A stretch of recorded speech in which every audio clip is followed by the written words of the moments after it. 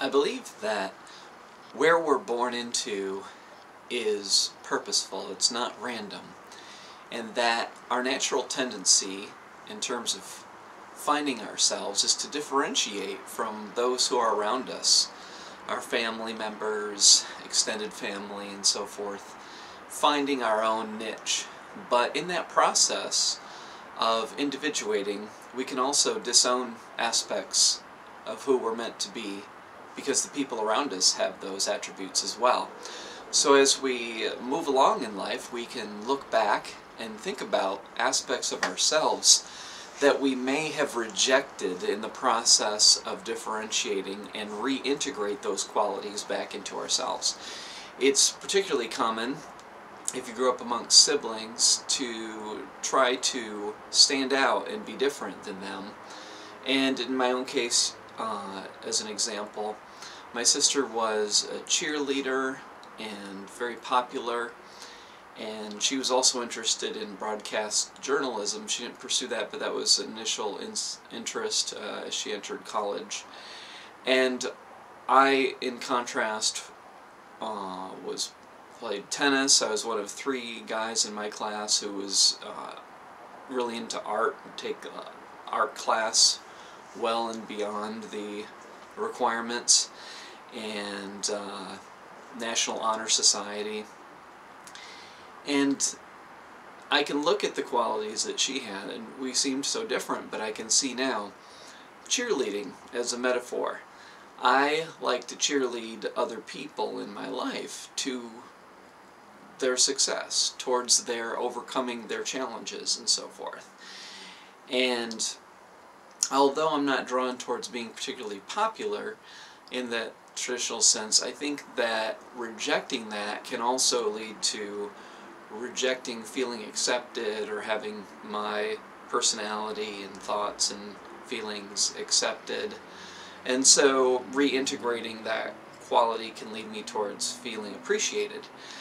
And in terms of broadcast journalism, there is within me not that interest in news, but in spiritual news and sharing through these videos different ideas about spirituality.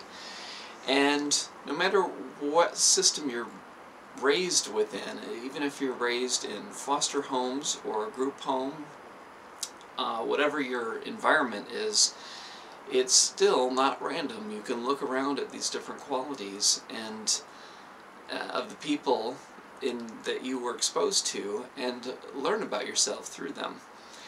And my mom is very identified with thinking, and that's part of what I'm trying to overcome within myself, is identification with thought, more into being and presence and doing the kind of work that comes with more Eastern philosophy.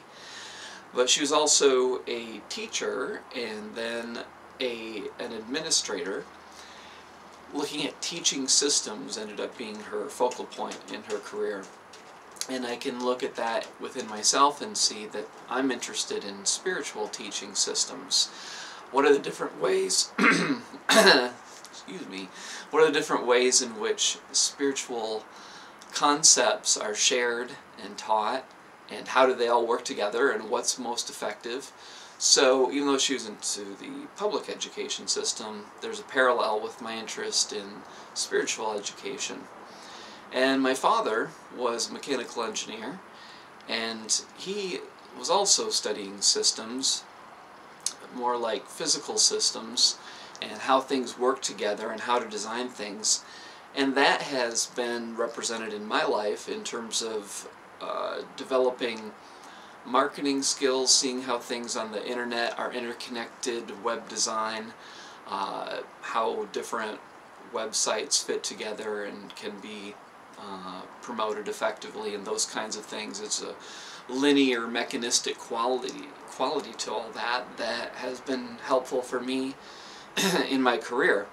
So if we stay in a place of bitterness with family members, then we can miss out perhaps on those qualities. Now, you don't have to necessarily be in contact or be close with people that you're not really connecting with, or you don't, there's no real communication or willingness to work through things, but you can still look at both the dark and the light of people and see these different things and how you can transcend and evolve within your own life. And this concept can be expanded to extended family, friends, other people that you were exposed to, while growing up, and seeing that you were being given a kind of three-dimensional blueprint of different attributes to